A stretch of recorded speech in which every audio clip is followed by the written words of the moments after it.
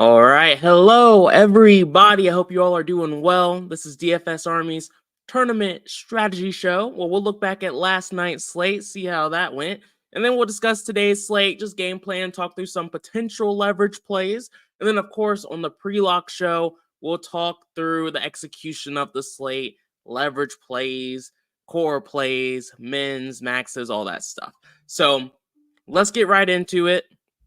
Starting off, last night was not my night, that's for sure. There were still some guys at DFS Army who still did well. Rick kept his top 10, top 5 streak going, so congrats to him. I know I saw a guy do pretty well in single entry, had a third place finish, so that's pretty good for everyone, for the people who had success, but I was not one of those guys. I struggled last night.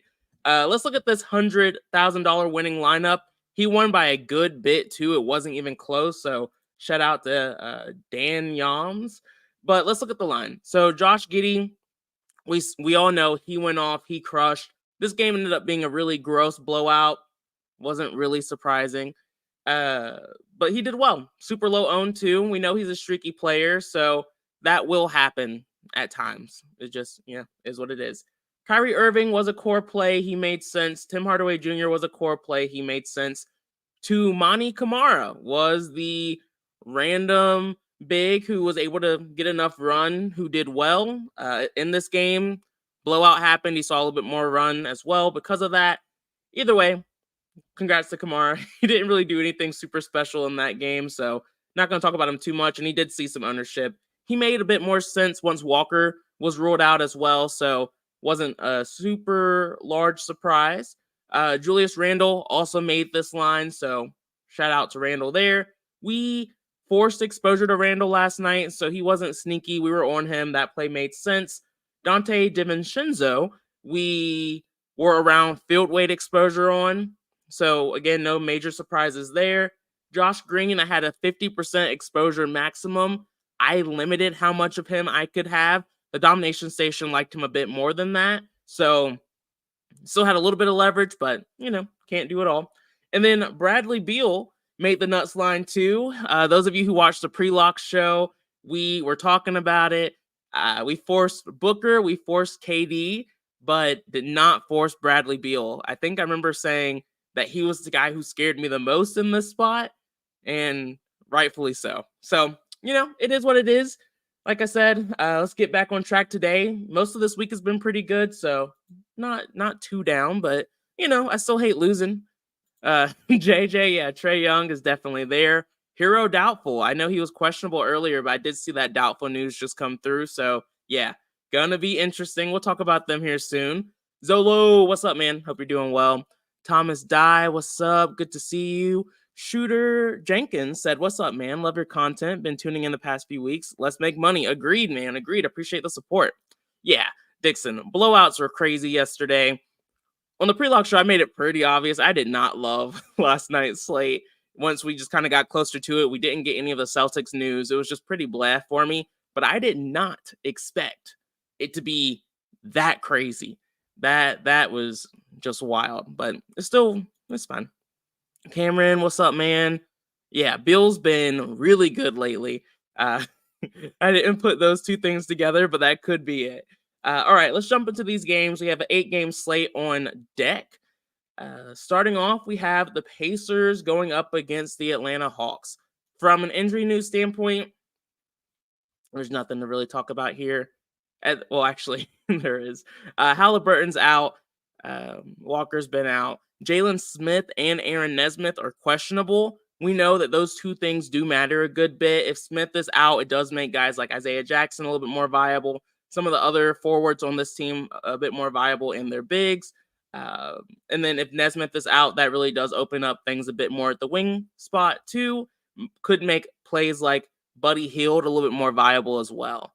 But the reason why we're even talking about the Pacers for this long is because this game does have the highest total on the slate, which, of course, per usual, means that I'm a little bit more open to playing guys from this team than I typically would be. When we look at the point guard position, the starters are Nimbard and Bruce Brown at the 2. I like picking on Trey. We know the Hawks are not a great team defensively. Nimbard at 5,600 is a little hard for me to get to. We know he just isn't that guy. He does have like 30, maybe 35-point upside. So he's not the worst play in the world, but I don't foresee myself getting there unless his ownership falls a little bit more. But really, just at this price tag, I'm not trying to do it, especially when he's the exact same price tag as Bruce Brown, who we talked about on Wednesday. We were on him as a play. He's the one who actually sees the highest increase in usage with Halliburton out. And so he's the one I would prioritize here. If Nimbard was like 4,200, I could maybe get on board with that. But at this price tag, they make it really hard for me to want to get there. Same exact story with TJ McConnell. Good matchup, can have a ceiling performance, but due to the price tag, it's really hard to try and force him in here. I don't think it's necessary at this point. So Bruce Brown's a guy I like. I will have exposure to. Honestly, I'll probably be significantly over the field on him. Miles Turner's the next guy. We know he's not always very consistent, but the upside is there. I like him a bit more if Jalen Smith is out, but I'm going to have significant ownership on Turner today just because of the soft matchup going up against Capella and the Hawks. So my priorities are Turner and Brown for now.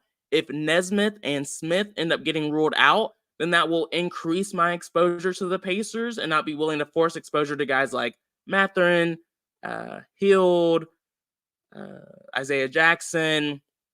Those are just guys who I'd be a little bit more excited to play, and I might be willing to take a shot on TJ and Nimbard if Nesmith is out and Smith. So yeah, interesting game. I like the Pacers, probably to the surprise of no one. Zolo said the last game burned me. Didn't expect the Lakers to get blown out. Yeah, me either, Zolo. Me either. Phil, what's good, man? Yeah, Thomas. They were just like, you all want to play TJ McConnell? That's not happening. So disappointing, but it is what it is. Dave said, hit the like, share, and subscribe button, please. Yeah, it definitely does help the channel grow. Appreciate you, Dave. Appreciate the reminder there because I always forget. So, like I said, appreciate the support a ton. All right. Next up, we have the Hawks. Like I always say when we look at these high total games, there's typically one team that benefits a bit more than the other. In this spot, for me, I like attacking with the Hawks and just hoping the Pacers can find some way to keep this game close. The spread is only 5.5 points, which isn't really that bad, so feel decent about that. But we saw how quickly things can turn there. From an injury news standpoint, Garrison Matthews is questionable. Hunter's been out for a while. There's not really a ton that matters here too much for me, but I do like the matchup. So Trae Young is going to be a priority for me. I will at least be at field weight exposure on him, if not higher. DeJounte Murray, his ownership, he's the chalkiest guy on this team, which makes me not super excited about Murray tonight. He's typically the lowest owned player on the team, so people are really excited about the game he had last time out. But this is a fantastic matchup for him, so the ownership's not crazy. I just don't like high-owned players, but who are usually not high-ceiling players. So, but it all makes sense. Everything outside of his ownership aligns very well. So DeJounte Murray in the highest game total game will be in my lineups tonight. I'll be at least around field weight on him as well. Jalen Johnson, though, is the guy I'm the most excited to play from this team. He's been fantastic. He has a great matchup as well. And yeah, I'm going to have a shit ton of Jalen Johnson tonight. So he's going to be 13% owned. I plan on at least doubling that. And then Clint Capella, both sides here. Pacers and Hawks both struggle defensively with their front court. And so Clint Capella is going to be a priority for me. Again, Clint Capella is never a core play for me just because of the lack of minutes and the split he has with Okongwu. But he has been in decent form as of late. So I basically just mentioned all of the Hawks. Like I said, these high total games I always force exposure to, so I'm just going to keep doing that. Kaboom, what's up, man? Wagwan, brother, the NBA blowout situation is at an all-time high. How do you change your opinion on ways to build regarding today's NBA? I don't. I had a very good night on Monday, very good night on Wednesday. For NBA DFS, you're just not going to win every night. And so if you try to change your approach and switch things up, you're going to lose typically. And so I don't. And so I just kind of keep doing what I do. I don't really play for blowouts, and it's worked out for me more often than it doesn't. But I do know some very successful DFS players who do predict blowouts well, and they're really good at knowing who benefits the most in those situations, but that's just not my play style. Agreed, Zolo, agreed. Johnson is in a really good spot. Yeah, he's priced well, and he's in a great matchup. He just makes a lot of sense. Yeah, good call out here, Shooter Jenkins. Sadiq Bey is also in a really good spot at 5,500. He's seeing decent ownership. I want Sadiq Bey to show up in my lines today, ideally, but I'm not going to force him in. He's just not someone that is. He's been seeing good minutes. He's priced well, really good. I think there's no reason to try and avoid Sadiq Bey. I plan on having him. I'm just not going to force him in unless he's not showing up at all. But he's projecting well. He's relatively cheap, so I assume he will. Yeah, Kaboom is always easier said than done. Sticking to a process when things aren't going well. But I'm sorry to hear that's been a tough few weeks for you, man. Always happy to try and help where I can. Thomas said, stick to the process is still the best strategy in my opinion. Yeah, me too. Me too. Now, if I was on a really big losing streak, that would be way harder to say. So, yeah, you have to understand where you're coming from there. Yeah, Dixon. Yeah, we'll get there. We'll get to the Hornets in time. We'll see. We'll see. All right. Next game. Love this game. Favorite game on the slate. Things go downhill a little bit, but this next game is also still pretty good. We have the Kings going up against the Sixers. Remember, for the Sixers, Joel Embiid is out. Robert Covington is out. Those are really the only things that matter. For the Kings, Kevin Huerter is questionable. That does matter because if Kevin Huerter ends up missing this game, that's a nice boost to the others, guys like Malik Monk, guys like Keegan Murray, Harrison Barnes, even Chris Duarte. They all have just more consistent minutes if you take out one of those streaky shooter type of players. So they wouldn't become must plays or anything like that for me, but way more viable. Oh, Huerter is out. Uh-oh. Is that official? Let me refresh here. Might just be a delay. Yeah, you are right. Kevin Huerter is out. All right. So I haven't had a chance to run the specifics here, but by the time we get to the pre-lock show, and depending on how ownership changes, probably going to take a shot on Monk at least. Wouldn't shock me if I get a little bit more Murray. I don't think I'm going to get the Barnes, to be honest, but we'll see. We'll see. It's going to be interesting. But I like this game. This game has the second highest game total on the slate, so I'm not trying to avoid it. Moving on, though. Smash. Great spot for Sabonis. He did disappoint a little bit last time out because of the blowout, but without Embiid playing, Sabonis is going to be a priority for me. Can almost guarantee he's going to be a leverage play for me at this point with him being relatively low owned, but we'll see by the time we get to lock if things change. De'Aaron Fox, same exact situation. Matchup is a bit tougher for him, but still good spot. I don't really worry about matchups too much. Good game environment is what I care way more about. And so Fox at 1% ownership is just an easy, hey, I'm going to force some exposure to him tonight. You know, BMAC, me too. Would love to make this more of a consistent thing. NBA takes some hints. It's a good thing. Lyles, yeah, Trey Lyles is another guy that's already projecting decently well. But I'll have to look at him a little bit closer. But we had some exposure to Lyles last time out. I'm usually okay with him. Yeah, it's unfortunate, but true. Yeah, I need to dig a little bit deeper into Barnes and Duarte. I doubt I'll play anyone else there. But so far, I think we're looking at the right guys. I think Murray's fine, Monk's fine, Lyles is fine. But the priorities here are obviously Sabonis and Fox. All right, next up we have the Sixers. Again, still in the second highest total game on the slate. I always like Paul Reed at low ownership when he's still relatively cheap at 5,500. I think this is a good spot for him. Matchup against Sabonis. Let me see. Let me look a little bit closer at that.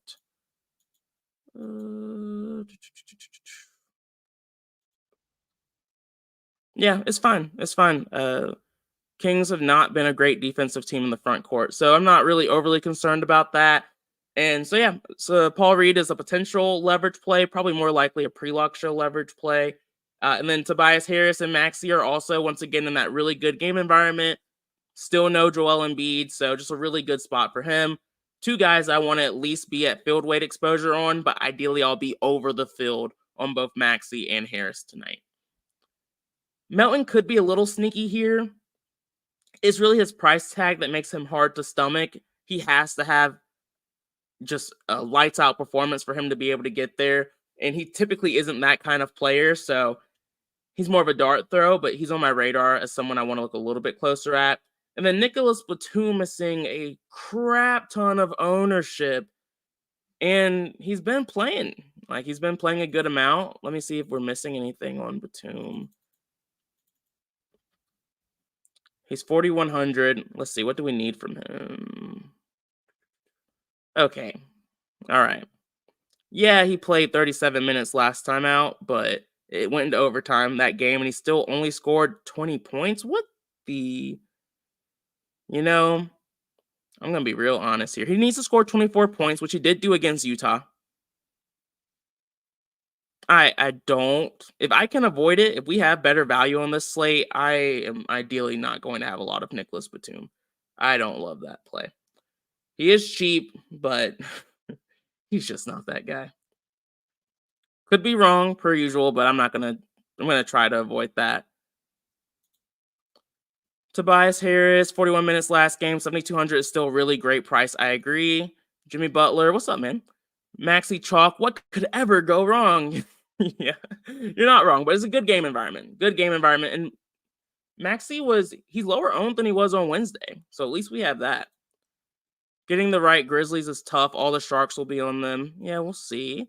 Maxey looks good, but he's so inconsistent without Embiid, which doesn't make sense. Yeah, for me, when it comes to Maxey and honestly most of the Sixers, I'm looking for playing them in good matchups. That's pretty much it for me. And this is a good matchup, good game environment, so I'm gonna take that shot. Yeah, I'm not gonna fade Nicholas Batum. I'm probably gonna be around field weight, but I am not going above field weight. I'll go ahead and put the 25% exposure maximum on him now because that's just going to happen. I refuse.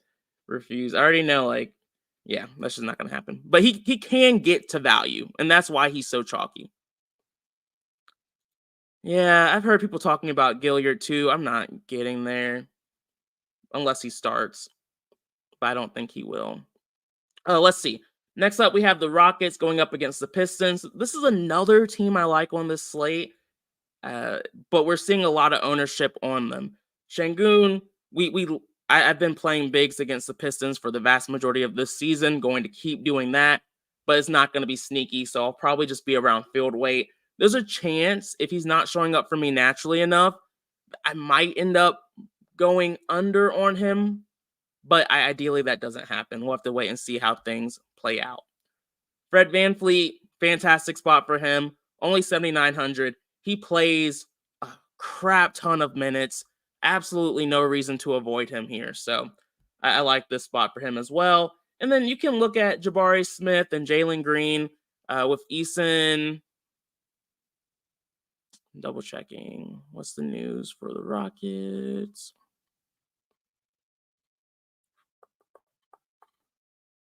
All right. Yeah, with Eason still out, Brooks out, these guys are more viable in a really soft matchup against the Pistons. So Jabari Smith is someone I'm okay playing. Jalen Green is a little bit more risky, but he's very viable here. I don't know if I'll be able to match field weight exposure on him, but I think everyone's priced appropriately for just them being in a really good spot. And so I like Green, Smith, VanVleet, Şengün, totally fine with them. I think when you look at some of the other plays here, like Cam Whitmore, Jeff Green, a little bit more fringe for me. The ownership on Cam Whitmore is what concerns me. If he was lower owned, maybe more like 5-6%, I would be more comfortable having around 12%. But again, not a ton of super obvious value, so I'm okay with mixing in Cam Whitmore, but he's not a priority for me. So far we see like two players in that 4K to like 4,500 range who are seeing decent ownership, like Cam Whitmore, Nicholas Batum. For me, I'm not trying to go over on them. I just want them to be in my mix, which is usually the way I play it when I don't love guys in that spot. Zola, you like him a lot? Yeah, I don't think it's crazy. Like for me, I think I'll keep a similar approach, but it's all good. What happened to Kelly O? Why did he get benched? Honestly, I don't know. I didn't pay too much attention to that. Yeah, Amin. Yeah, I just need him to see. I need him to see more consistent minutes. But this is their. Is this their first time playing each other? I think maybe in the last game, Amin was out, but I don't recall. But let's see. Yeah, but my main priorities here are the obvious ones: Şengün and Fred VanVleet. On the Pistons side of the game, I'm a lot less excited about it.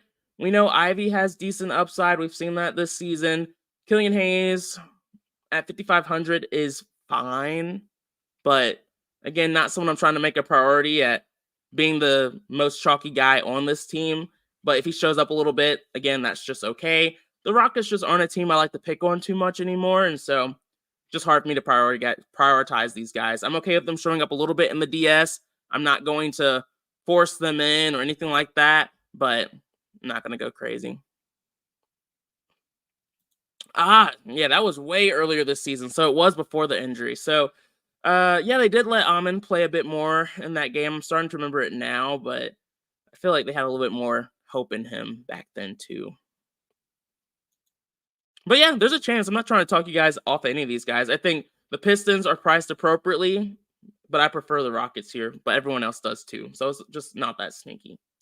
But these are the 3 games I like the most. These first 3 games are the games I will be prioritizing here.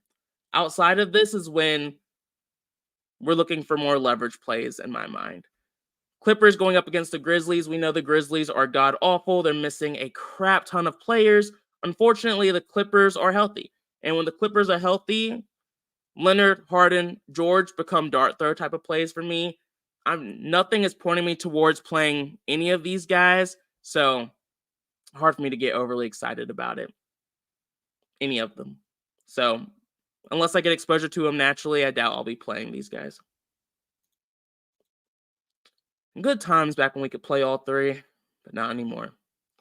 And then I know it sounds like the Grizzlies are getting a good amount of ownership on this slate. I've heard a lot of people talking about Gilliard, but it still looks like his ownership is relatively low. For those of you that don't know, the Grizzlies are missing quite a few players, but they still have a decent amount of bodies that they'll be using tonight. Aldama is out, Smart is out, Derrick Rose is out, Ja Morant's out for the season. Those are all 3 of their main point guards. It looks like the projected starting lineup is Desmond Bane, Luke Kennard, Vince Williams, Jaren Jackson Jr., and Xavier Tillman. For me, Desmond Bane is priced appropriately, 9,100 for this position, but he's priced so appropriately, I don't think there's a lot of edge there left on him, especially in a tough matchup against the Clippers. Surprisingly, / maybe not that surprisingly, James Harden has been playing really good defense this season. And outside of that, we know the type of defense Paul George and Kawhi Leonard have. So not a lot of options available for Bane for me to get super excited about him as like a leverage player, anything like that. Of course, you can look at him as like a GPP, MME type of play, but I don't foresee myself going there. Jaren Jackson Jr. is a fine play. Tillman's okay. I think Luke Kennard's really the only guy I'm looking at here just because of how much exposure, just because of how much more he's playing or should play in this spot. And then also a little bit of a revenge game narrative going for him going up against the Clippers. But I don't really see this game staying close. The spread is only 8 points, so could be wrong. If the spread is correct, that means Desmond Bane is probably doing his thing and having a strong performance, but no one's standing out for me too much besides the super chalky Luke Kennard. So, is what it is for the Grizzlies. I'm not trying to force them in here. Next up, we have the 3rd highest game total on the slate. Spread is only 2 points, which, I mean, makes sense. Both of these teams are pretty bad. The reason I'm not excited about this game, though, is because LaMelo Ball is questionable. He's been out for a long time, and this would be his first game back. Typically, when that happens, players don't see their usual run, conditioning, things of that sort, trying to not re aggravate the injury. A lot of concerns there. If you want to, and he's 9,500, I can't think of a good reason to play LaMelo Ball outside of the great matchup, so I'm not doing it. If Ball is ruled out and he doesn't return today, then the Hornets become much more interesting. Terry Rozier becomes way more viable. Miles Bridges at 8,200, you could even look at if Ball plays, but still not overly excited about it. I like Bridges a lot more if Ball gets ruled out. And then Nick Richards at 5,700 is viable going up against the Spurs, who just have a really bad front court. So as of right now, the only real guys I would consider playing are Bridges and Richards. But if Ball gets ruled out, the Hornets as a whole become way more viable and way more interesting. Also, Cody Martin is questionable. PJ Washington is doubtful. Frank, can't say his last name to save my life, is questionable. So there's that. I mean, Zolo, you can consider LaMelo a GPP play. It's just his price tag is ridiculous. And he's been out for so long. Even if they don't report a minute restriction, I don't see it. But it's viable. Like, if for some reason he does play his usual run after being out for a month and a half or so, it's just, you don't really see that very often. But it's not impossible. If he's very efficient, even in that short amount of time, I don't know. It's the price tag for me, man. I can't do it. Shooter said, Wemby, 12 and 10 in 21 minutes is playing insane. Get out of my head, man. You already know I'm playing Victor, but we'll get there. Yeah, Biyombo did get cut. Rightfully so. He was awful. All right, let's look at the Spurs. This is a team where not really any new injury news to talk about. You all know my philosophy. We played Victor on Wednesday, and I didn't really want to. And even in this spot with Victor playing not a ton of minutes, I don't want to play Victor, but no one else is. And he should be higher owned than 2% ownership. That's just ridiculous. He's scored over 50 fantasy points in the last 3 games, and he hasn't played more than 30 minutes in any of them. Eventually, he will start to see more than 30 minutes. That could happen in this game if it stays close. For me, it's clear and obvious Victor Wembanyama night. He will be a leverage play for me. I'll guarantee that, especially if his ownership stays this low.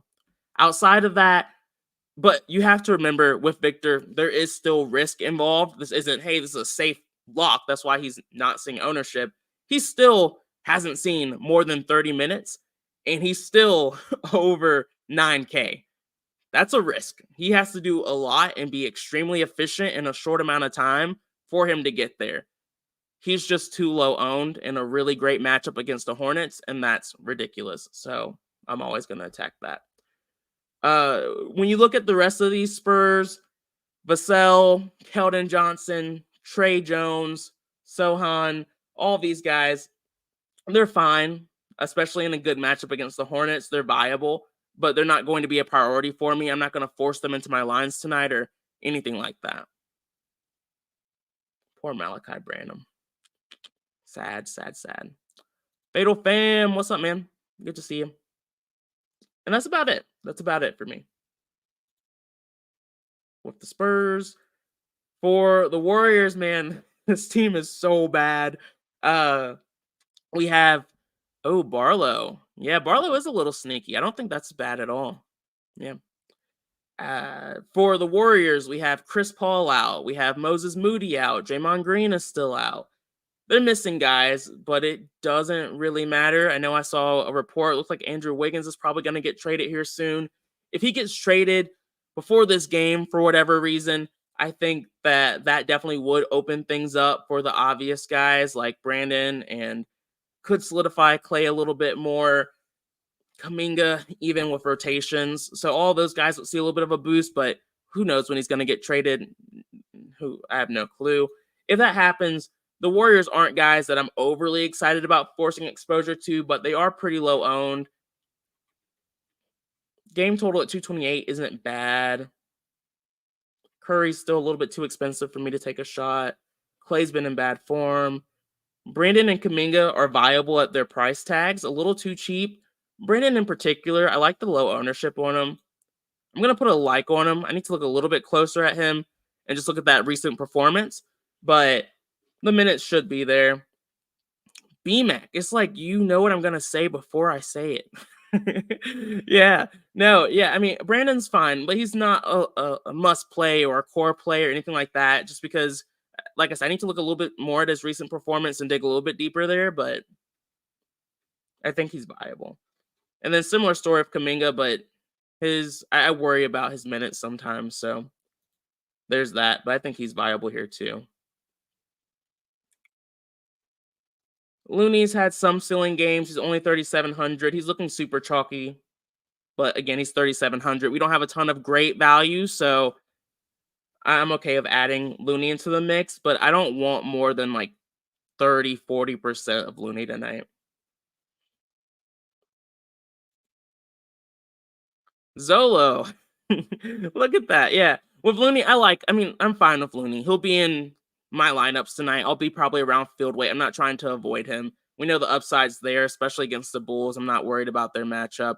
And yeah, you're spot on. You're correct. The Bulls are not great at rebounding, and Pods is surprisingly good at rebounding. Yeah, let's talk about it. LaVine burned. Well, stopped me from having a four-figure winning night on Wednesday, which means he's probably going to suck tonight, but I'm okay going back to them here. We know the Warriors are a bad defensive team. The issue is the Bulls are healthy. So it really could be Kobe White. It could be Zach LaVine. It could be DeRozan. Unfortunately, like DeRozan and Vucevic are seeing a decent amount of ownership already. So it's hard for me to get overly excited about them because I'm not certain if I'll be able to get any leverage on them, which is all I really ever care about in DFS is who can I get leverage on. But the matchup is good. They're smart, viable plays. 7,900 is relatively cheap. And really all these guys just being in that 7K range is not bad for them at all. My priorities, though, and the way I'm going to rank them, probably not super surprising, but it's Vucevic first as my top priority, then LaVine, and then when it's between, and then it's like DeRozan, White. I plan on having exposure to all four of these guys tonight just because they're priced pretty well. They make a decent amount work with the way I want my lines to look as of right now. But top priority here is Vucevic. Anyone else? Caruso's viable. Patrick Williams is okay. I mean, I'm okay with him showing up in the mix of that cheap value 4K range, but nothing stands out too much for me with him, but he's a fine play. But yeah, I like the Bulls tonight more than it seems like most people do. Things go downhill from here, but the Miami Heat are still missing a good amount of guys. Hey, Zola, we're on the same page there. I like him too. But yeah, when it comes to the Magic tonight, again, a team that's pretty healthy.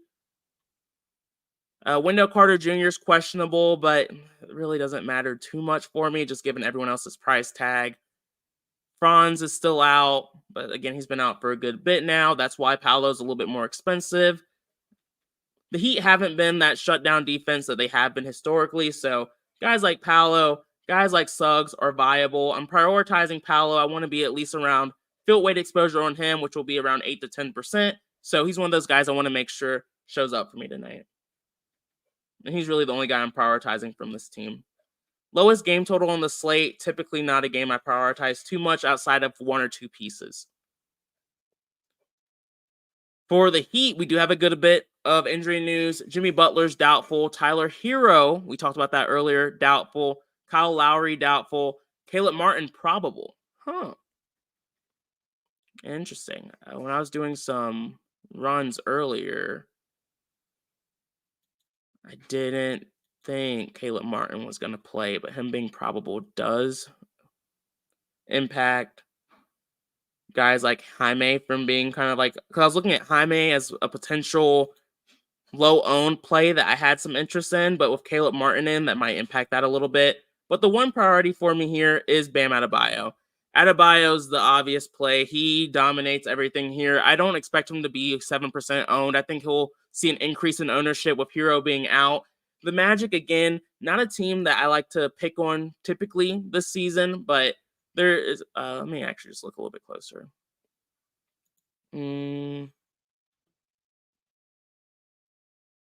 Yeah, exactly what I thought. Pretty just average matchup. Not extremely bad, not extremely good.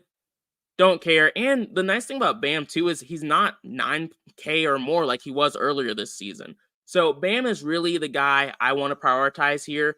Outside of that, the rest of the Heat are extremely streaky. We know Josh Richardson, Duncan Robinson, Kevin Love, Caleb Martin coming back really kind of lowers my potential excitement on guys like Josh Richardson and Duncan Robinson. So when it comes to Jaime, Martin, Robinson, Richardson, I'm okay with them showing up. I'm not going to X them out of my player pool, but I'm not trying to force exposure or anything like that to the rest of these guys. There's just a lot of risk there. Let's see here. Shooter said with Hero doubtful, where does that position Duncan or Robinson go? I would expect Richardson to start here. And I know, well, the projected lineup is Richardson, Jaime, Martin, Highsmith, Adebayo. I need to run the data with Martin in because when I did it before, there wasn't really anyone who saw any massive jumps, surprisingly, with Hero getting ruled out, but there wasn't any major jumps to guys who saw a lot of minutes. But with Caleb playing, I'll have to rerun it. Mark said Warriors never should have traded Wiseman. I don't know. I think Wiseman is just bad, Mark. I think he's just bad. Do you use what you see in the DFS for player props? I don't do player props, unfortunately, Fatal. I do not. One of these days I want to get into it because that space is doing well, and so I probably should, but I'm not a big fan, to be honest. What's up, man? Yeah, last night, so many blowouts. Yeah, Jovic, I'm not overly excited about him. Maybe if Wendell Carter Jr. gets ruled out, slightly softer matchup, but honestly, I still don't love it. But he's not bad. Like, I don't think any of these guys we're all talking about on the Heat are bad plays by any means. They're just not guys I'm prioritizing. Yeah, so like Wiseman's not good on the Pistons either, and that's where he should have performed best. Speaking of blowouts, we have the last game on the slate. Timberwolves going up against the Portland Trail Blazers. Timberwolves are so bad, man. They're so bad. The spread is 15.5. Total is 222. Timberwolves are great at defending every single position. I kind of want to play Simons just because he burned me yesterday and he got into foul trouble early, and then the game blew out.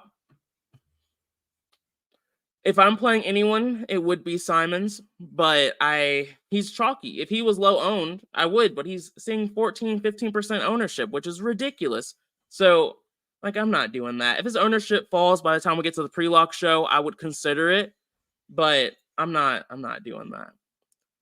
I do worry about the blowout, so I'm not going crazy here, but the guy who has the Trailblazers are bad everywhere, so it's a decent matchup for most of these guys. But Anthony Edwards below 9K.